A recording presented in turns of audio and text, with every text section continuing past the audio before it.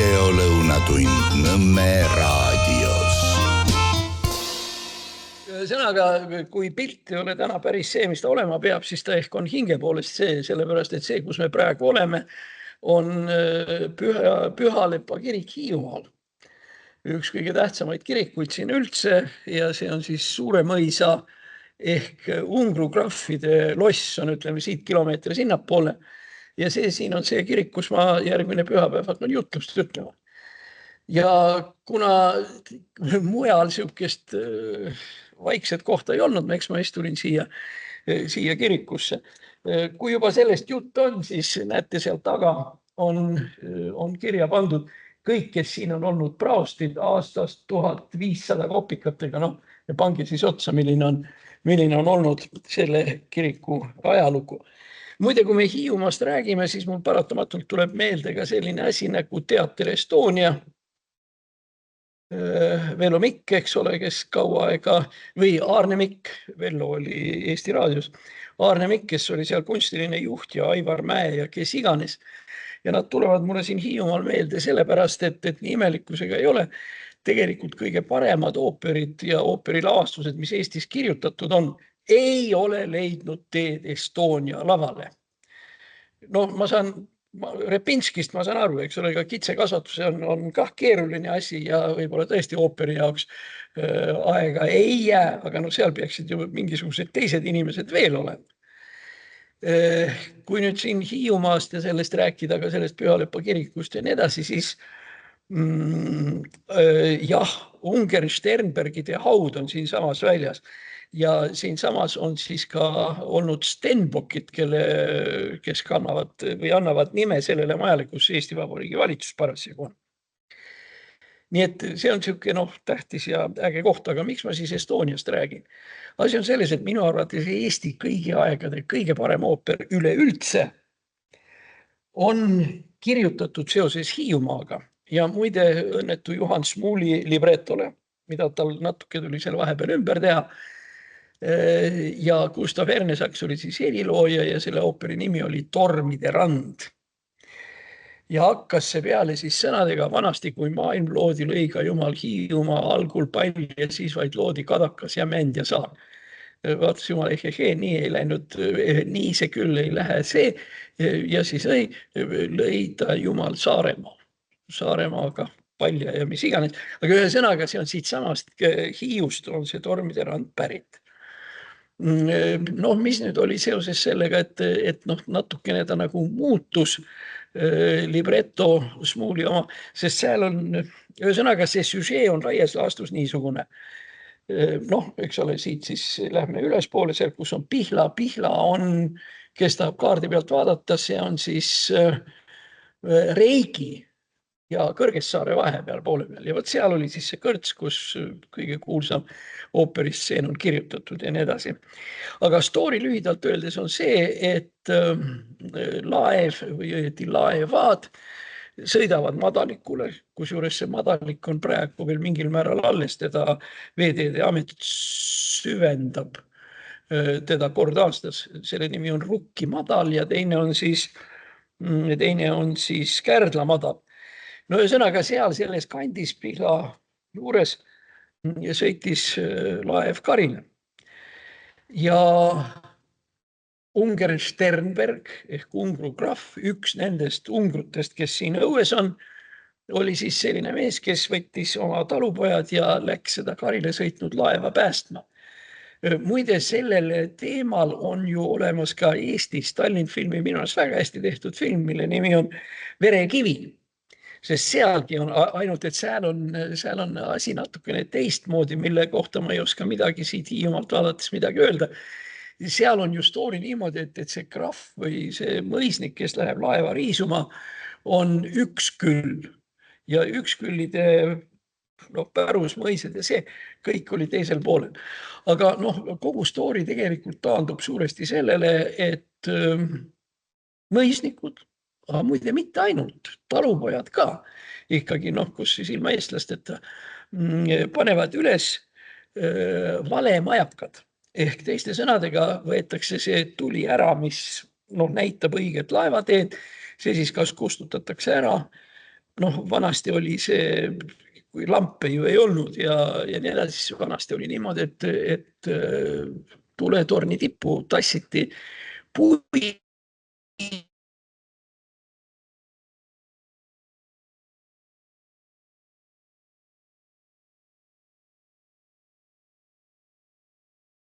et kohalik siis ungrograhv, üks nendest ungrograhvidest hakkas üles panema koos talupoegadega valemajakaid. Tähendab, õiged majakad kustutati ära, pandi üles valemajakaid ja sõitsid laevad karile või madalikule, noh, mis praegugi eksisteerib, aga täna on majakad ja Veeteede Amet, mida tol ajal ei olnud, ei Veeteede Ametit ega elektrit ega neid elektrituletorne ega midagi. Ja pärast seda, kui laev siis madalikule sõitis, siis läksid talupojad ja läksid siis laevaga, paadiga sinna edasi sinna laeva juurde ja siis see riisuti paljaks.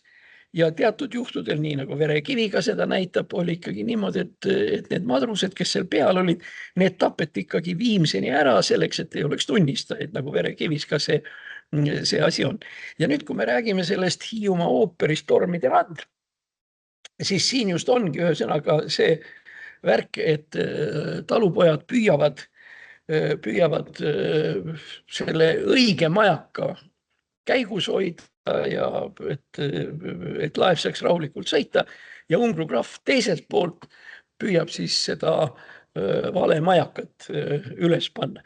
Ja noh, nüüd on siis see nõukogude, kui me räägime nõukogude ooperi libretost, siis seal nüüd selgub see, et see inimene, kes aitab talupoegi päästa selle vale majaka kustutamisel, on Vene meremees Petrov.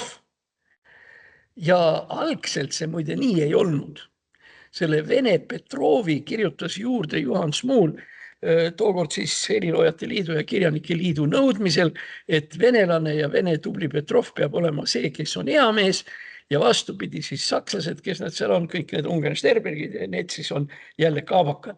Nii et seda süžeed nagu kergelt muudeti.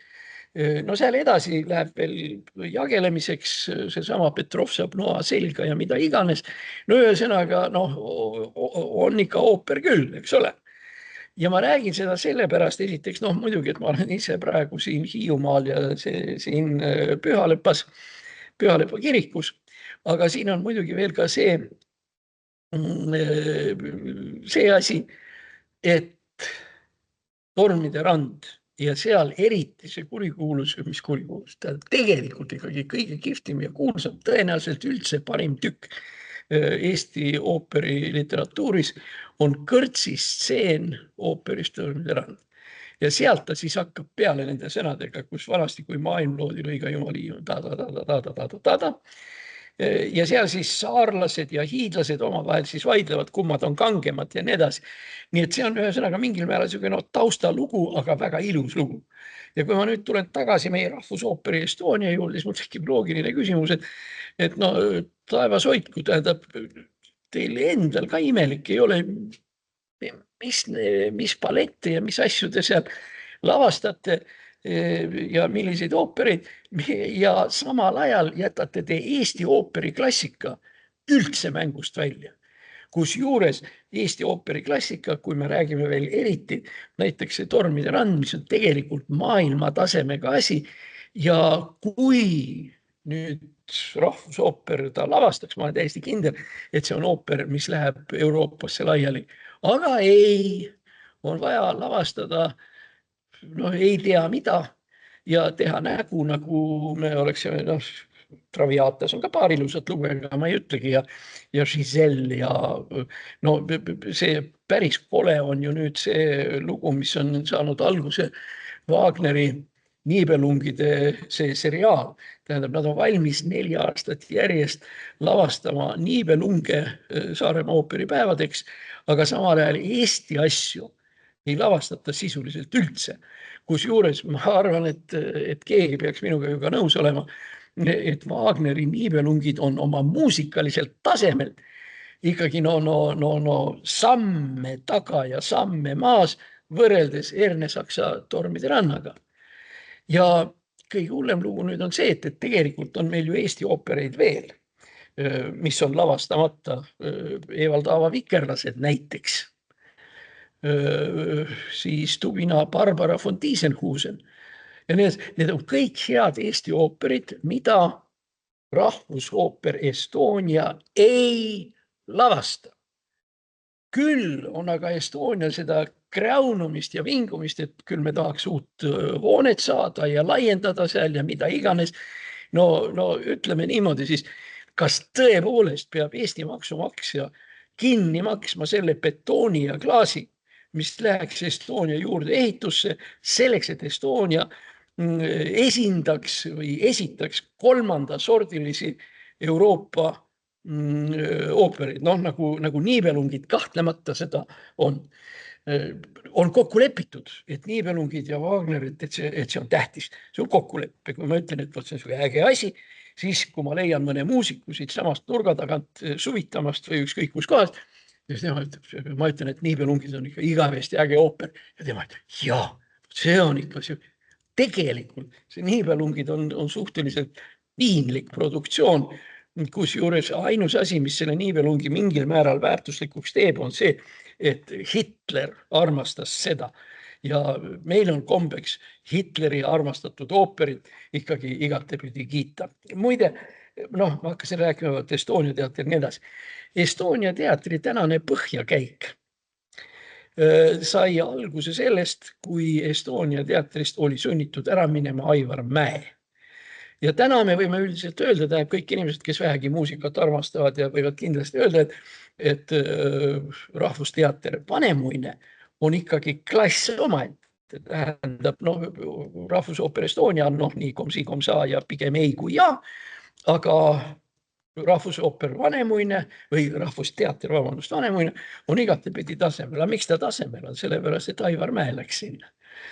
Nii et, ja ma ei mäleta kõiki neid asjaolusid, miks Mäe pidi ära minema, aga need olid ikkagi põhiliselt sellised argumendid, ei olnud seotud muusikaga ja isegi teatriga mitte, vaid need olid seotud ajakirjaga Kroonika, kes muide nüüd on saanud endale uue peatoimetaja, kes on deklareerinud, et tema ei hakka enam kaane peale panema neid inimesi, kes musitavad võõraste inimestega väljakäigus või peldikupoti peal. Tõepoolest, start on hea, nii et kui ütleme peldikupotil musitamisest lahti öeldakse kohe alguses, siis see annab meile mingisuguse võimaluse seda ajakirja tõsisemalt võtma hakata. Aga miks see Kroonika nüüd jälle üles tuli? Sellepärast, et see oli mingisugune Kroonika lugu. Tont teab, milles Aivar Mäed süüdistati ja ta oli sunnitud Estoniast lahkuma, kusjuures isegi paljud Estonia artistid, nii ooperist kui balletist, kirjutasid suuri kirju Mäe kaitseks. Midagi ei tulnud sellest välja. Ikkagi ta oli sunnitud ära minema, ja tulemus siis nüüd on see on väga hea, et Tartus on asjad ülesmäge minemas ja on toredad. Aga mis ei ole hea, on see, et Tallinnas või pealinnas resideeriv Teater Estonia on Mäe lahkumisega ja kõigi nende aastate jooksul hakanud alla käima. Ja ma tahtsin rõhutada seda ühte momenti eriti.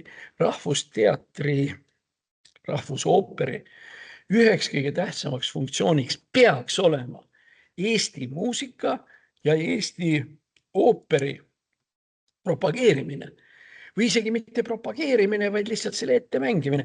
See on ju tegelikult niisugune asi, et seda Tormide randa ja nii edasi, vähemalt vilistamise tasemel peaks tegelikult teadma iga 5.–6. klassi tatnina. Sellepärast see ei ole sugugi vähem tähtis muusika, kui Mu isamaa on minu arm või midagi muud taolist. Aga jah, ühesõnaga oli see nende asjadega, kuidas on. Vähemalt selle teema me oleme siis nüüd siin Hiiumaal saanud ära rääkida. Muide, kui me räägime üldse kultuurilugudest ja nii edasi, siis ma nimetaksin veel ühe asjaolu, mis on seotud Hiiumaaga ja siis lähme pärast poliitika juurde tagasi. Nimelt, Hiiumaal oli tehas, mille nimi oli Viscoosa. Ja ta tegi, seal oli kaks asja, seal oli siis eks ole, selline tekstiilivabrik ja seal teiselt poolt sellest tehasest oli siis Hiiu kaluri tootmistsehh. Nüüd ei ole alles ei seda ega teist, küll aga on alles puhtal kujul sealsed tootmishooned. Tähendab, seest on asi tühjaks tõstud, aga kõik ülejäänu, tähendab, see majad iseenesest on alles ja praegu selle asja nimi on Viskoosa kultuuritehas. Asub Kõrgessaarel. See on just selle valemajakate koha lähedal. No vot. Ja seal on olemas üks niisugune värk, nagu ma ütlesin, Viskoosa kultuuritehas. Ma sattusin sinna eile ja nägin seal asju, mida ma ei olnud osanud vaadata, sest ma olen Kõrgessaarest läbi sõitnud muidugi oma kirikutööde tõttu. Aga et mul oli lihtsalt tund-poolteist aega autost välja ronida ja vaadata, mis seal siis toimub. Ja ma siis nägin, mis seal toimub. Kõrgessaares Viskoosa kultuuritehases on üles pandud väga suur, mahuliselt suur postmodernse ja pärast postmodernse maalikunsti näitus. Ja see on Balti näitus, see on Eesti, Läti, Leedu. No ma ei tea, kui ma ütlen, et seal on 100 pilti, siis enam-vähem nii ta ongi. Ja seal on siis ka tõesti kõike alates hüperrealismist, eks ole, lõpetades tavalise sellise pseudoimpressionismi ja asjadega. Ühesõnaga see kõik on see, sa lähed sinna ja seal on see asi olemas. Kus kohas? Kõrgessaares. Ja teine asi, mis seal samas kultuuritsehhis on olnud, hiljuti alles toimusid seal Tartu Uue Teatri etendused ja augusti keskel tuleb sinna mängima Vatt-teater. Ja seal on olemas väike sihukene kammersaal umbes 100 inimese jaoks ja neil on olemas ka Viskoosa teatrisaal, mis on kuskil umbes 300 inimesele. Ühesõnaga, tähendab, ma väidan seda, et mis puudutab modernset ja postmodernset kunsti, ei, ma jätan modernse, ma ütlesin praegu valesti. Õige on öelda postmodernne ja after postmodernset kunsti ja hüperrealismi ja nii edasi, siis ma arvan, et keegi selle peale ei solvu, kui ma nüüd ütlen, et praegu Viskoosas üleval olev näitus on kindlasti märksa ägedam, märksa representatiivsem ja iga kandi pealt märksa huvitavam kui Kumu kunstimuuseum Tallinnas. Tallinnas on seal omad probleemid, see kõik kontseptuaalselt nii ja kontseptuaalselt naa ja olnud moodi ja nii edasi. Ei, sinna juhtub ka häid asju, eriti kui me räägime alalistest ekspositsioonidest. Aga see Viskoosa Kõrgessaares, see on klass omaette. Niisiis meil on olemas Balti postmoderni või after postmoderni näitus ja meil on olemas seal Tartu Uus Teater ja meil on olemas seal Vatt-teater. Nii et kui nüüd mõelda selle peale, kus kohas meil mitte teatraalne kunst üldse ringi liigub, siis see on üldiselt see kant, et sinna tasub sõita. Kui keegi peaks huvi pärast Tallinna inimestest huvi tundma, tulete laeva pealt ilusti maa Heltermaal ja siis sõidate üles 25-30 kilomeetrit Kärdla, Reigi ja Kõrgessaar. Kõrgessaarest käivad Hiiu mehed, sealhulgas ka pankurid ja itimehed ja nii edasi. Kõrgessaarest käiakse tööl üldiselt jalgrattaga, nii et see ei ole eriti pikk. Ja olgu see siis öeldud, et tähendab muidugi see, mis praegu toimub üldse meil etenduskunstidega üle Eestis, on tegelikult täiesti vapustav. Ma arvan, et ma ei eksi, kui ma ütlen tänase päevaga, et meil on kuskil 15 etendust erinevates kohtades, lossides, mõisasüdametes ja nii edasi. Kusjuures, jah, kui rääkida nendest etendustest asjadest, ma räägiksin siia juurde veel ühe asja.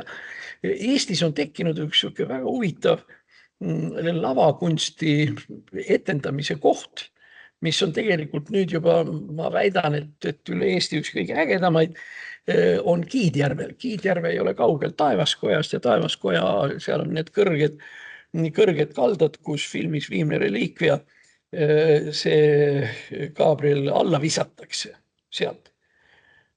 Kahjuks visatakse halvasti. Kahjuks jääb Gabriel ellu. mida ei ole eestlastele ja normaalsetele inimestele üldse mitte vaja. Alla visatud Gabriel, üks Vene spioon vähem ja terrorist ja olekski kõik olnud, aga igal juhul see allaviskamise koht ja võt seal samas on Kiidjärvel. Ja Kiidjärvel on siis projektiteatri põhimõte. Seppo Seeman, Mait Malmsten, Jan Uuspõld, Katrin Pärn, lihtsalt esimesed ettejuhtuvad nimed praegu. Seal on tehtud teatrit juba 4 või 5 aastat. Üks kõige esimene, millest nad alustasid, oli etendus, mille nimi oli Aada. See oli pühendatud Aada Lundverile ja seda on võimalik podcasti näol praegu ka järgi vaadata. Ja siis oli lavastus Rohelised niidud, mis oli pühendatud Eesti Raadio meeskvartetile, kus olid siis Kaljo Terasmaa, Arvet Haug, Uno Loop ja Eeri Klass. Sellele suur näidend nende ümber ja nende muusika ümber. No ja praegu on siis lavastus lihtsa pealkirjaga nimetatud Baskin, mis on siis pühendatud Eino Baskini siiruviirulisele, lõbusale ja andekale ja toredale elule. No selleks, et edasi anda, kui tähtis see lavastus või kui kihvt ta on ja kui kihvt on Kiidjärve ja nii edasi, nad mängivad seda lavastust ka järgmine aasta, tähendab sel suvel nüüd ta veel on lõppemas, siis järgmine aasta jälle. Igal juhul praeguse seisuga on sisuliselt järgmise aasta piletid välja müüdud. Me ei räägi sellest aastast, mis oli omaette kunst, mille me saime kätte kuskil, Susi seda teab, üks 1,5 aasta eest. Aga järgmise aasta lavastus, kus juures järgmise aasta, neil oli veel üks lavastus, oli pühendatud Kalmer Tennossaarele. No ja nüüd järgmine aasta tuleb Baskin uuesti ja pärast seda siis on näha, mis on sellest järgmine. Aga ühe sõnaga on tekkinud ikka väga huvitav siukene näitlejate ja lavastajate ja produtsentide, muide ja ka vaatajate kooslust, kes vaatavad lavastusi ja lugusid, mis on tegelikult etendavad ja Peeter Oja muide tuli mul praegu veel meelde seal, mis on siis pühendatud Eesti popkultuuri minevikule, nii nagu nad olid, eks ole, Baskin, Aada Lundver ja kes iganes. Nii et see on tegelikult uus täiesti fantastiline leid. Aga veel kord ma tahaks korrata, et kui vähegi ikkagi aega ja võimalust on ja auto käepärast või jalgratas või buss, et siis üldiselt mööda Eestit ringi tiirutada ja vaadata kõik võimalikke lavastusi on kindlasti äärmiselt huvitav. Mul on muidugi üks probleem, kui me jällegi saartest räägime ja nii edasi, on üks täiesti vapustavalt hea isetegevuslik teater Tornimäel. See on, ütleme, kui te sõidate üle Väikse Väina tammi, siis Tornimägi on kohe vasakult kätt. Ja seal oli väga hea teater. Ja ma ei saa aru, mis pärast ja kuhu see ära kadus. See oli isetegevuslik teater. Ja teate mis, kui teil õnnestuks kunagi vaadata ühte korralikku isetegevuslikku teatrit, te saaksite meeletu naudingu.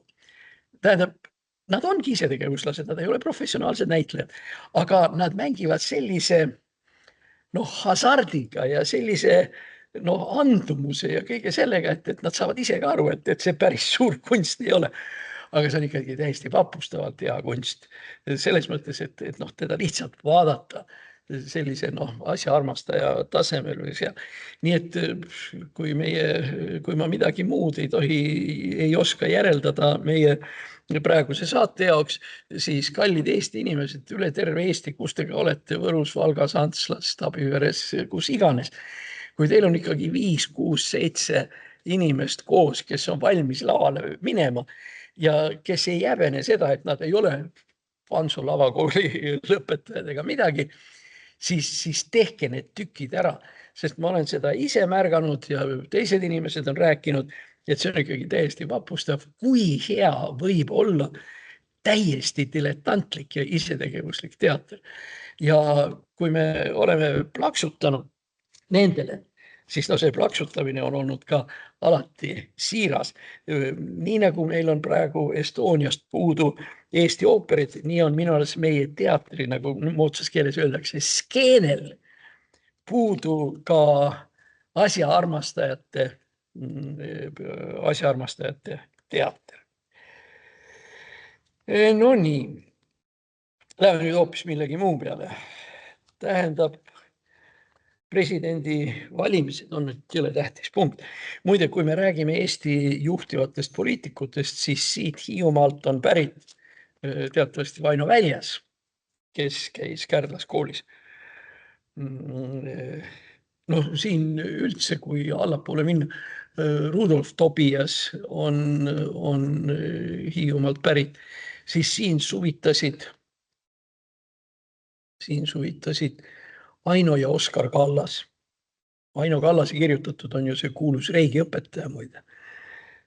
Ja nii edasi. Nii et Oskar Kallas oli meie suur diplomaat ja nii edasi. Nii et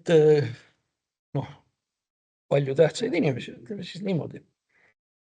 Muide, kui ma soovitan, et kellelgi on nädal aega, et tulla siia, siis üldiselt on niimoodi, et ilm on teatavasti hea ja mõlemal rannal Kärdla juures on veetemperatuur praegu kuskil 22 kraadi ja rahvast nii et mitte ainult Pärnu, muidugi Pärnu on minu jaoks ikkagi tegelikult number 1.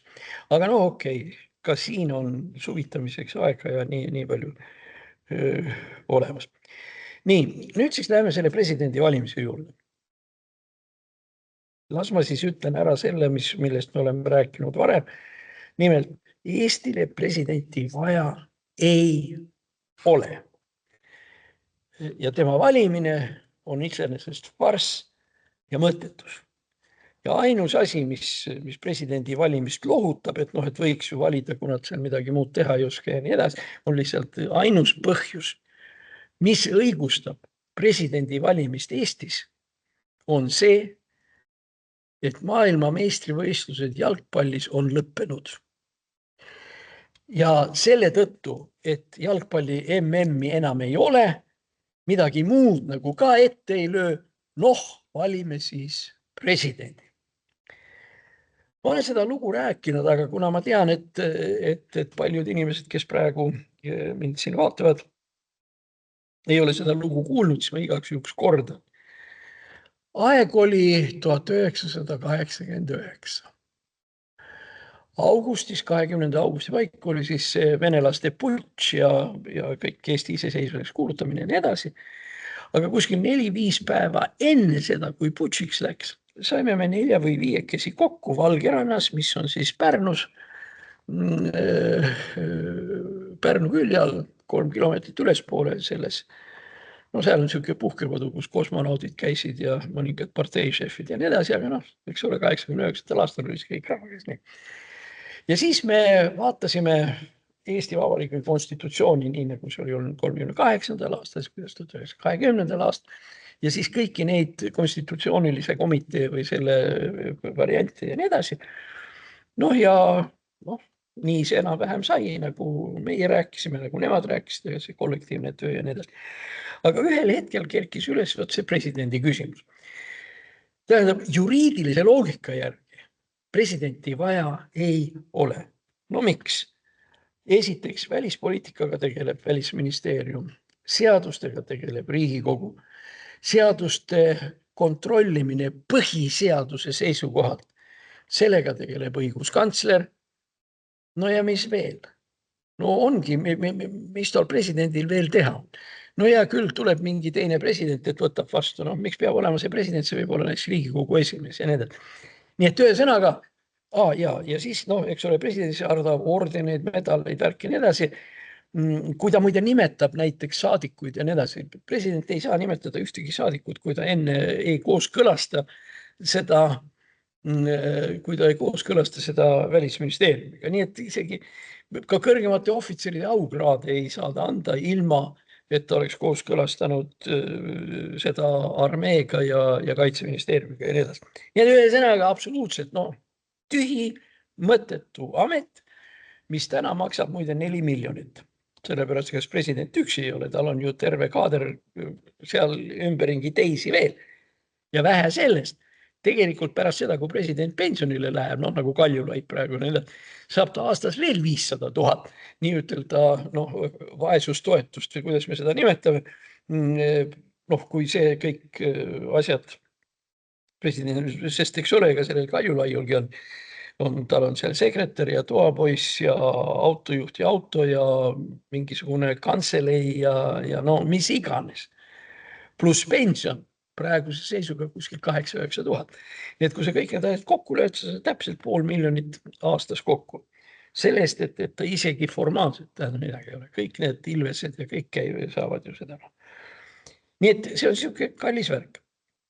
Aga siis 89. aastal, ütleme 15. augusti paiku või kuidagi tähendab, kõik juristid, seal oli Erik Truuväli näiteks pärastine õiguskantsler ja Indrek Koolmeister, riigikohtunik ja kui me eksi, Jüri Raidla oli seal kuulus advokaat ja siis veel keegi, kes mul praegu ette ei löö ja andke andeks, kui mul see meeles ei ole, aga ja siis kerkis üles küsimus, et võt president.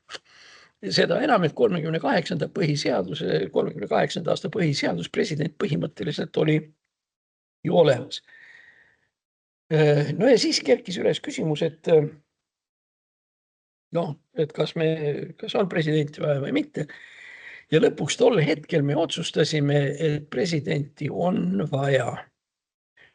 Vastus, miks? Vastus oli siis see, rahvas tahab. Ja kui rahvas tahab, okei, las ta siis olla.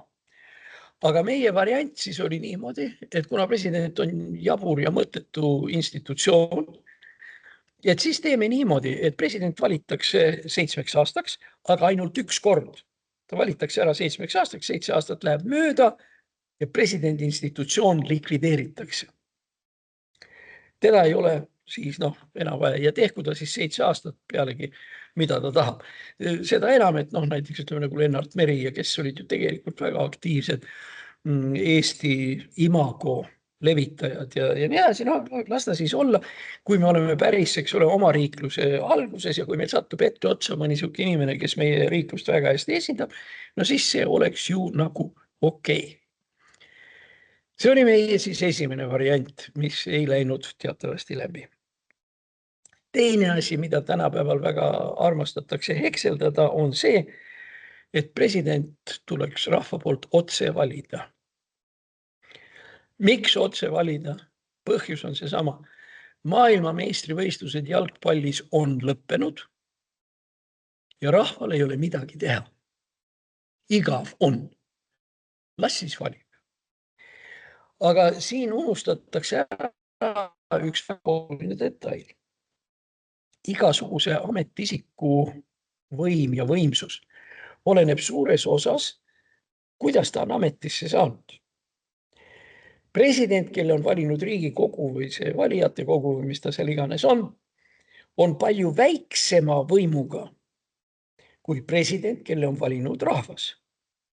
Ehk teiste sõnadega, kui muus osas saab presidenti kontrollida Riigikogu ja kõik ülejäänud, siis rahva poolt valitud president on tegelikult sama kõva, kui on Riigikogu. Ja president võib ütelda või mõelda või öelda, et Riigikogule tehke, ma keelan teil selle või teise ja ma teen nii, nagu ma tahan ja nii edasi, sellepärast ma olen sama kõva kui teie. Teid valis rahvas, aga ka mind valis rahvas. Ja eriti teatud sellistes olukordades, kus tekivad, ütleme, mingisugused kriisimomendid, võib juhtuda nii, et presidendi võim muutub nii suureks, et sealt on ainult üks samm edasi diktatuuri poole. Nii nagu Päts tegi seda 34. aastal. Ja tegelikult oleks seda ääre pealt teinud ka 38. aastal, aga lihtsalt välispoliitiline situatsioon seda enam ei võimaldanud. Ja lõpuks me saime endale Pätsi, kes oli kõige kõvem mees Eesti peale üleüldse. Me saime Pätsi, kes rõõmuga kirjutas alla Eesti astumise avaldusele astumiseks Nõukogude Liidu koosseisu. Päts muide laskis võimule ka esimese, ütleme sellise bolševistliku või kommunistliku valitsuse. Vana saadeti laiali, uus. Pätsi käsul viidi läbi ka uus Riigikogu valimine, kus juures põhiseadus nägi ette, et on ülemkoda ja alamkoda, mis teineteist tasakaalustavad. Päts tegi nii, et lihtsalt likvideeris selle ülemkoja lihtsalt ära ja nii edasi. Ja lõppkokkuvõttes just nimelt tänu sellele, et Pätsil olid kõik võimud, volitused ja nii edasi, tänu sellele läks Eesti NSV Liidu koosseisu. Ja tänu Pätsile, jutumärkides, tänu Pätsile saime me kätte esimesed küüditamised 40. aastal, siis järgmise küüditamise 41. aasta juunis, 49. aastal ja nii edasi. Need küüditamised ja need mõrvad on Pätsi südamel. Nii et, aga seda ei oleks saanud teha, kui Pätsil ei oleks olnud nii tugevat presidentaalset võimu. No on täiesti ilmne ja selge, et 38-39. aasta Riigikogu ja isegi sõjavägi poleks oma peaga mitte kunagi nõustunud Eesti allaandmisega Moskvale. Lõppkokkuvõttes me oleme öelnud, et võtta ka näed Soomes ja nii edasi. Soome olukord oli hoopis teistsugune. Soome oli riik, kes läks koos oma presidendiga, läks venelastele vastu. Ja sõdis nii kaua, kui ta sõdis, see ei kestnud esialgu rohkem kui 4-5 kuud, aga ta säilitas täielikult oma iseseisvuse. Jah, ta kaotas territooriume, aga iseseisvus jäi ju alles. Meil aga oli ju siis niimoodi, et Päts ja Laidoner ja Empalu ja nii edasi, need ju kõik leidsid, et me ei saa venelastele vastu hakata ja Laidoner korjas inimeste käest ära, kaitseliitlaste käest ära relvad ja kõige suurem meie sõjaline organisatsioon, 30 000 inimest, demilitariseeriti, nii et meil ei olnudki nagu millegagi vastu hakata. Ja Pätsi puhul võib-olla siis veel ka see, et tasub meelde, et minu siuke vana sõber ja tuttav Vene spioon Viktor Suvorov, me kunagi tegime taga ka ühe intervjuu koos Juhan Aarega ja nii edasi. Ja siis me seal siis küsisime Suvorovi käest, et ütle, Viktor, mida sa arvad? Et Eestis käib praegu diskussioon sellel teemal, kas me oleks pidanud 40. aastal vastu hakkama või mitte. Mis oleks olnud õigem? Ja Suvorov ütles, et see mees, kes esitas selle küsimuse valitsuses, kas me peame vastu hakkama või mitte, oleks pidanud pärast selle küsimuse esitamist endale kuuli pähe kihutama. Tähendab inimene ja eriti veel ohvitser, kes küsib, kas me hakkame sõdima või me ei hakka sõdima, ei ole väärt elamist. Me ju näeme praegu, mida teevad ukrainlased, Zelenski ja teised. Kui meil oleks olnud 40. aastal Zelenski tüüpi president, siis ma täna võib-olla ütleksin, et okei. Aga meil ei olnud. Ja see klikk, kes eksisteeris või klikke, nagu siis tol korral öeldi, oli tegelikult ju täis argpükse. Kusjuures, millele Suvorov veel tähelepanu juhtis, oli see, et Eesti sõjaliseks vastuhakkamiseks olid veel toredad lisatingimused. Nimelt see fakt, et siin olid Vene sõjaväebaasid. Sõjaväebaasis võis olla, ütleme seal polk või äärmisel juhul diviis, ütleme see 2000 meest, 2500 meest ja nii edasi, ilusti okastraat ümber ja nii edasi. Vene sõjaväebaas Paldiskis, Tartus, Võrus, kus iganes. Nad olid ju tegelikult ümber piiratud. Vene sõjaväebaas Viljandis oli ümber piiratud vägedest ümber Viljandi ja nende maha löömine ei oleks olnud absoluutselt mitte mingisugune probleem. Sellepärast veel enne selle sõja algamist ja nii edasi strateegiliselt oli Nõukogude armee oluliselt viletsamas ja oluliselt nõrgemas positsioonis, kui seda oli Eesti. Aga nii jäi tolle asjaga ja nüüd siis selle presidendi otsevalimisega. Jällegi, eks ole, mul on ka seal kirjutatud, aga võtta põhiseaduse järgi, me valime ta küll rahva poolt, aga ta põhiseaduse järgi ikkagi ei saa teha eriti midagi. Mille peale ma ütleksin, halloo, kas ei saa? Meil ei ole neid juhtumeid olnud väga palju, aga nad ometi on olemas, et teatud tingimustel võib president käituda otseselt põhiseaduse vastaselt, põhiseadust vaenavalt. ja mitte midagi ei juhtu, kusjuures meil on nõrk president, tähendab Riigikogu poolt valitud, mitte rahva poolt valitud. Kõige parem näide on see, kui, ja ma ei tea, mis see põhjus võis olla, aga ühesõnaga Lennart Meri ei armastanud vägede juhatajat Johannes Kerti. Ja ta otsustas, et ta vabastab Kerdi ja ta vabastas selle Kerdi aprilli lõpus, mai alguses, kusjuures nii ütelda ignoreerides või seda fakti, et vägede ülemjuhataja valitakse või määratakse alles, määratakse Riigikogu poolt või president vabastab Riigikogu nõusoleku.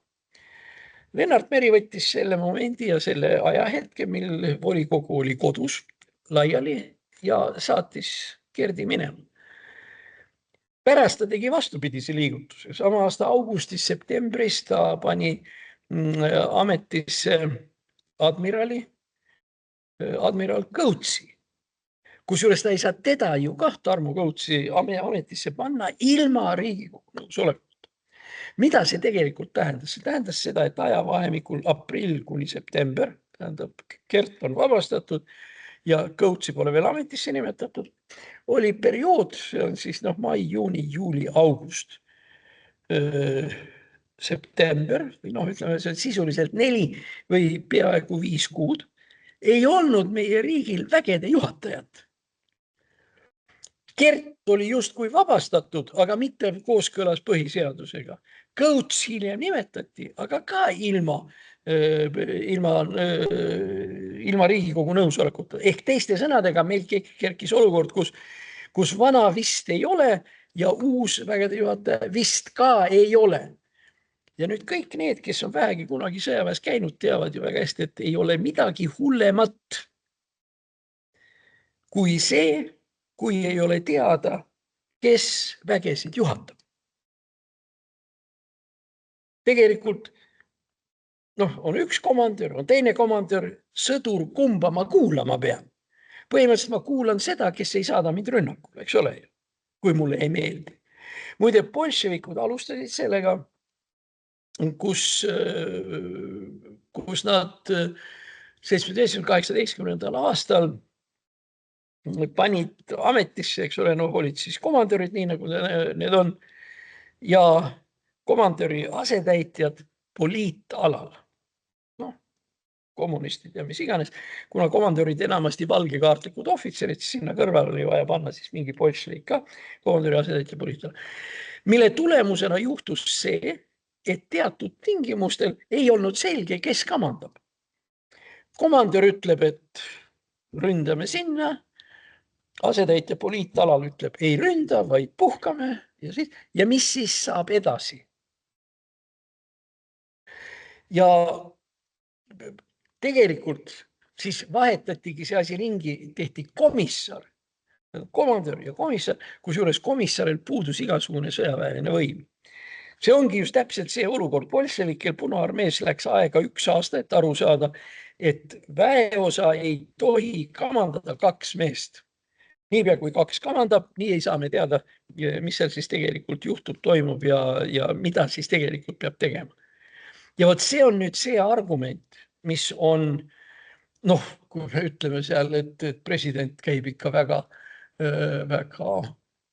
põhiseaduse järgi ja košer ja nii edasi, eks neid näiteid ole juba ikkagi mitu, jumalukene Arnold Rüütel selle asemel, et olla vabariigi president, hakkas ringi tiirutama ja agiteerima inimesi, et astuge Euroopa Liitu.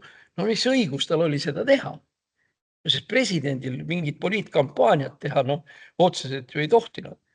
Või siis vaatame need vigurid, mis Kersti Kaljulaid siin välja viskas, küll oli tal vaja Putiniga 4 silmal kokku saada ja muide Rüütlil ka 4 silmal kokku saada ja Eestit sokutada sinna ÜRO-sse ja kuhu iganes ja nii edasi. Nii et kui me veel paneme juurde teataval määral sellised presidentide varalised vigurid, siis läheb asi veel hoopis huvitavaks. Mõtleme, jumalukene, Ilvese Ärma talu. Mis asi see on? Lennart Meri sai riigi käest suure tüki maad, mille ta jagas 6 tükiks ära ja müüs need tükid maha, mis ta oli ise muide saavutanud. Ma ei mäleta, tal olid mingid jamad, olid veel ka katusega, ma ei mäleta, kas see oli katusesindlitega või midagi. Ühesõnaga fakt on see, et Merile maja ehitanud ehitusfirma katusepanija läks 8 aastaks kinni. Nii et noh, midagi seal pidi olema. Ei saanud ju, eks ole, ekspresident Meri kinni hakata panema, aga ehitaja sai. Nii et noh, Pätsist ja nendest asjadest me juba siin ei räägigi, kui jube see kõik oli. Nii et nüüd öelda, et noh, me valime ta ära ja siis on siuke tore ja kõik mis iganes. No ei ole tore. Ja me peaksime igal juhul aru saama, et eriti praegusel ajal, kus meil on tegemist sõjaliselt keeruliste asjadega, me peaksime ikkagi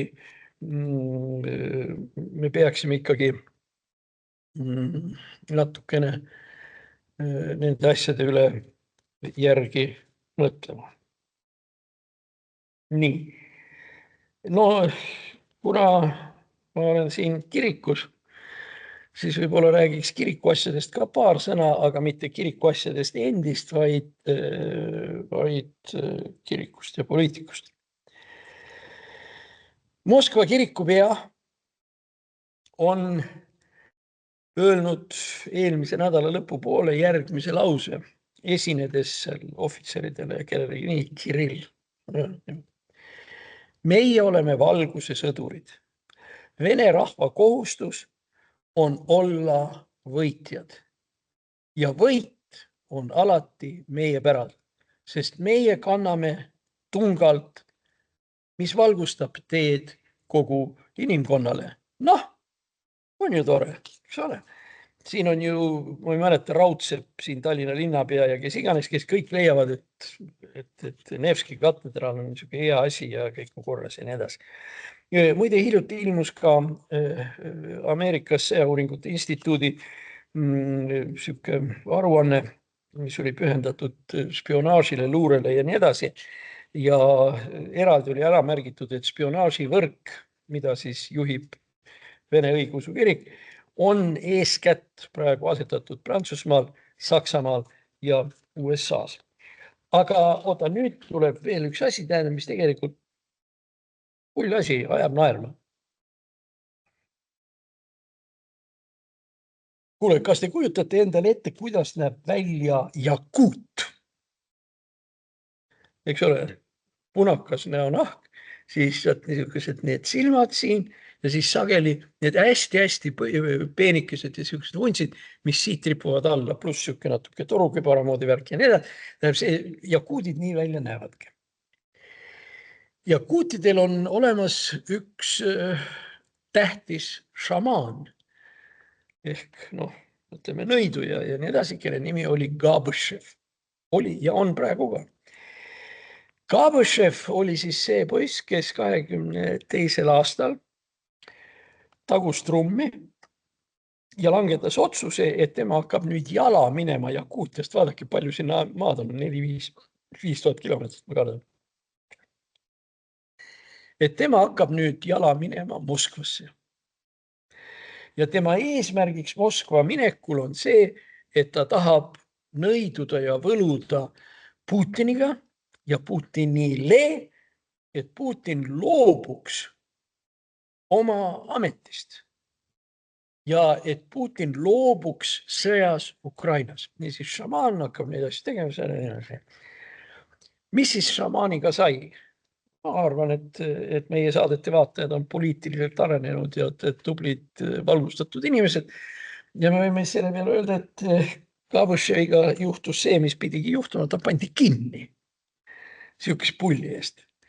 Ja pandi kinni üsna alguses, tähendab siis, kui ta ei olnud veel 1000 kilomeetrit ära käinud ja Moskva eriteenistused leidsid suhteliselt arukalt, et kui see Gabõšev juba poolel teel Moskvasse on ja üle Uraalide tuleb, et siis ta omandab sellise populaarsuse mitmete inimeste hulgas, et parem ta kinni panna kohe. Gabõšev siis istuski oma need 2 aastakett ära, tuli välja, aga ma tuletan meelde veel kord, pilusilne selline mütspea šamaan. Ja nüüd, eelmisel nädalal, tuli Kabõšev jälle mängu. Noh, ta oli vabanenud ja Kabõšev kutsuti välja Krimmi. Ja kutsujaks oli siis Krimmi kuberner. Ja Kabõševi väljakutsumise idee oli selles, et ta hakkaks nõiduma vihma. Kuna Krimmis vihma väga kaua aega ei ole, kõik olukorrad on seal nigelad ja halvad ja nii edasi, kõik igasugused need sanitaartehnikud ja toruluksepad ja nii edasi ei ole võimelised kuidagi moodi seda joogivett välja võluma, vihma ei saja, siis pöörduti kõige suurema spetsialisti Kabõševi poole. Nähtavasti olid talle kõik need poliitilised probleemid andeks antud, aga no see natukene viitab sellele, et milline olukord siis tegelikult ikkagi vihmaga ja joogiveega Krimmis ja igal pool mujal valitseb. Muide, me oleme siin mitu korda rääkinud ka sellest, et bensiin ja diisel ja masuut ja kõik on sellised tähtsad asjad ja me kogu aeg nagu räägime sellest, et kuidas need asjad sõidavad. Noh, eks ole, diisel, see on traktor eeskätt, siis masuut on laevad, bensiin on autod ja nii edasi. Nüüd on siis selgunud see huvitav asjaolu, et ühtegi nendest kütustest ei saa kasutada, kuna neid ei ole, ei saa kasutada pumpades. Jutt on nendest pumpadest, millega pumbatakse vett, no siis sealt maa alt või kust iganes parasjagu teda kätte saab. Pumbad ei tööta. Ja miks pumbad ei tööta? Sellepärast, et nendes olev küte ja kütus, mis peab selle pumba käima lükkama, peame meeles, et elektrit ju ei ole. Elekter on väga lühikest aega, nii et elektri ei puutu asjas. Nii et noh, need pumbad ei käi. Ja milles põhjus on? Põhjus on tegelikult kaks tükki, tähendab see, millest nüüd ka spetsialistid on ka televisioonis rääkinud. Esimene asi on see, et klapid painduvad. Tähendab tänu sellele, et see kütus, mis sinna sisse pritsitakse silindrisse ja nii edasi, ei käi nii, no ei lähe põlema nii kiiresti ja nii lihtsalt, nagu ta peab, vaid surutakse ja klapp, eks ole, mida mõjutab siis ühesõnaga see kangisüsteem või see, kas see klapp peab sealt nukkvõll, mille juures ta käima peab, ei tööta ja klapp paindub. Järelikult ei teki ka survet. Kui silindris surve, eks ole, peab niimoodi käima kogu aeg, eks ole. Ja kui nüüd selgub, et see klapp on lahti, siis see surve lihtsalt enam ei toimu. Ja teine asi, kolb, see, mis käib niimoodi või niimoodi õieti.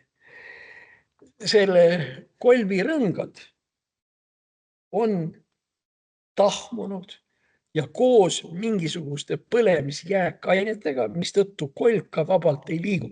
Tähendab, klapp ei tööta ja kolb on puru. Milles küsimus? Halb kütus. Ja nii nagu üks konkreetne poiss seal oma intervjuus ütles, mehaanik, et on küll, eks ole, bensiin A95 või A92, aga tema oskab seda ainult sellega seletada, et ta on pooleldi koos hobuse kusega, mis korralikult ei põle. No vot, nii on nende asjadega.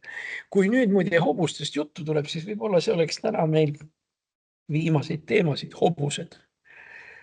Algul ma mõtlesin, selline pulliga pooleks, aga pärast tuli välja, et ei ole, sellepärast, et teema kerkib üles kord nädalas. Ja juba seda viimase paari kuu jooksul, kus ma olen märganud, aga mul ei ole aega olnud või mahti olnud siin meie saates sellest rääkida, hobused. On välja käidud idee, et näiteks põllutööd Venemaal ja teatud veotööd tuleb sooritada hobustega, sellepärast, et bensiini ei ole või bensiin ei ole kvaliteetne, nii nagu siin Krimmi puhul oli juttu ja nii edasi. Ja on vaja, see, mis öeldakse, see tjaglo ehk ühesõnaga see tõmbejõudu, ei ole võimalik saada mootorist, vaid selle saab kätte hobusega. No hobusega künda ja mis iganes. No esiteks muidugi koomiline on see, et hobused tulevad mängu aastal 2026. See on siis sel ajal, kui inimene on juba kuu peal ära käinud ja mis iganes ja droonide sõda käib ja nii edasi, et nüüd siis tuletatakse hobust meelde. Noh, osaliselt ma ütleks nali naljaks, aga tegelikult veel teise maailmasõja ajal, kui sakslased läksid kallale Poolale, siis Poola ratsavägi tegelikult sõdis väga vapralt ja väga hästi, sellepärast et ratsaväel on terve rida olulisi eeliseid. Ta on väga kiire ja ta on väga mobiilne. Ja seal, kus Saksa tankid kuidagi nagu veeresid ja sealt selja tagant ja külgede pealt tuli Poola ratsavägi ja sai mitmetest nendest ka jagu. Aga no ühesõnaga hobune. Hobusega aga on Venemaal niisugune probleem, et hobune tahab süüa. Ja noh, ütleme, kaeraga on olukord kehva. Ja vähe sellest, kui nüüd suur osa saagist jääb koristamata, sellepärast, et ei ole traktorid ja nii edasi, mis koristaksid, siis ei tule ka kaeraga eriti midagi välja. Ja nagu selle idee üks autorit väga teravmeelselt ütles, et erinevus traktori ja hobuse vahel seisneb selles, et sel ajal, kui traktor seisab, ei ole tal kütust vaja. Aga hobune, kui ta seisab, tahab süüa sellegi poolest. Nii et selles mõttes on hobuse see kulu ikkagi, kuidas öelda nüüd ikkagi mingil määral suurem. Aga igal juhul teema on üles tõusnud ja sinna on juurde lisatud, no see nüüd on tõesti päevade küsimus, on ka härgade teema. Seoses sellega, et hobused ei suuda tõmmata nii laiu mitmehõlmalisi atru, nagu seda saab teha härg ja härgigi võetakse, eks ole, 2-3. Aga no teema on üleval, lahendust ei ole. Ja mis Vene poliitikud on nüüd aru saanud, on see, et hobuste hulk ei vasta põllumajanduse nõuetele. Ja kui nüüd laiendatakse see otsus hobuste väljaaretamise kohta ja nii edasi, sinna läheb ju ka aega. Eks ole, millal hobune ükskord sünnib ja kasvab suureks ja tema kasvatamine ja nii edasi, et temast saab siuke künnivõimeline asi kuskil 3-4 aasta pärast, aga need 2-3 aastat vahepeal on ju ka vaja üle elada.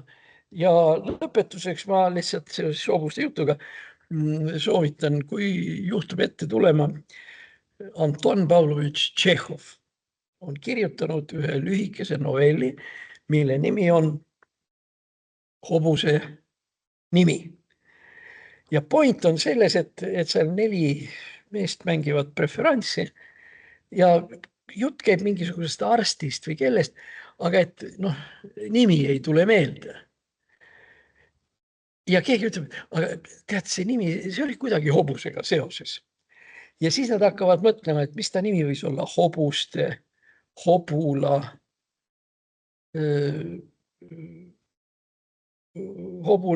hobuste, hobuveer, hobusalu, hobumets, et ei ole, no võt, mis on see. Ja siis nad mängivad edasi ja üks nendest kaardimängijatest, preferentsi mängijatest ütleb jahaga, et sel aastal on kaerte saak väga vilets. Ja siis kõik löövad endale plaks. Nimi oli Kaeraste. Ehk teiste sõnadega, hobuse nimi, mida nad püüdsid meelde tuletada, ei olnud seotud hobusega, vaid oli seotud kaertega. Ja probleem on siis tänapäeval selles, et kaeraga on olukord kehva praegu ka Venemaal. Sellepärast, et see on nagu siuke suletud ring. Traktor ei sõida sellepärast, et ei ole kütust. Hobune ei saa see sellepärast ei ole kaera, aga kaera ei saa traktor põllult üles korjata. Ja kui pole kaera sealt üles korjata, siis ei saa ka hobune midagi teha. Nii et niisugune värk. Nii et ütleme niimoodi, et mingil määral on Venemaa siiski ka üksjagu lõbus maa. ja novell kaerastest hakkab omandama sellist teatavat aktuaalsust. No nii, ühesõnaga aitäh teile kõigile vaatamast, kuulamast. Ma ei tea, järgmine kord vist oleme jälle tagasi Saaremaal vist. Aga nüüd jah, nüüd mis olime Hiiumaal, päike paistab. Hiiu randades saab ujumas käia. Mina saan kirikus oma tavalist tööd teha. Siin pühapäeval ma lähen siis siia kantslisse ja siis hakkan siin jutlust ütlema ja inimestega jumala teemadel rääkima. Niisiis, aitäh teile, aitäh kõigile, kes meid aidanud on, aitäh, kellele me oleme meeldivad ja olulised ja mis seal ikka, et siis pärast jälle näeme. No kui ma siin olen, siis ma kasutan juhust, et öelda lause, mis kiriku kohta ja kirikus käib veel eriti ja Jumal olgu teiega. Nägemist.